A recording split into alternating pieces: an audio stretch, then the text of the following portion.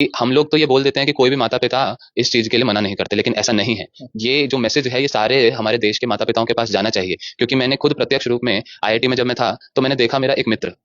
उसको मैंने कहा कि भगवत गीता जो है बड़ी ही सुंदर एक ग्रंथ है जिसमें बहुत सारी शिक्षाएं हैं, उसको हमें पढ़ना चाहिए और उन शिक्षाओं को हमें अपने जीवन में पालन करना चाहिए, जिससे हमारा पढ़ाई भी बहुत अच्छे से आगे बढ़ेगा। तो वो बड़े खुशी से स्वीकार किया। किंतु जब उसके घर में जब वो छुट्टियों पे गया तो उसके माता पिता बड़े ही परेशान हो गए ये देख के कि बेटा गीता क्यों पढ़ रहा है,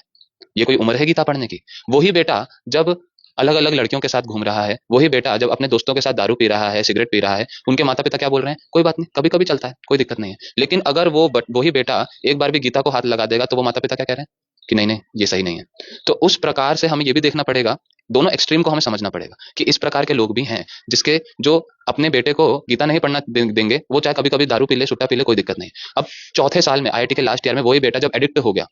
गलत गलत ड्रग्स लेकर एडिक्ट हो गया, तो उन्हीं के माता पिता मेरे पास आ रहे हैं, क्या कह रहे हैं कि मेरे बेटे को आप गीता का ज्ञान बताइए, मेरे बेटे को थोड़ा भक्ति में लगाइए, क्योंकि हम तो उसको कितना समझा रहे हैं, अब वो हमारे हाथ से निकल गया, पूरा ड्रग्स में चला गया। मैंने उन्हीं माता पिता से बोला कि जब मैं पहले साल में आपके बेटे को ये चीजें करा रहा था तब आपने क्या कहा कि इससे दूर रहना, केशव से दूर रहना।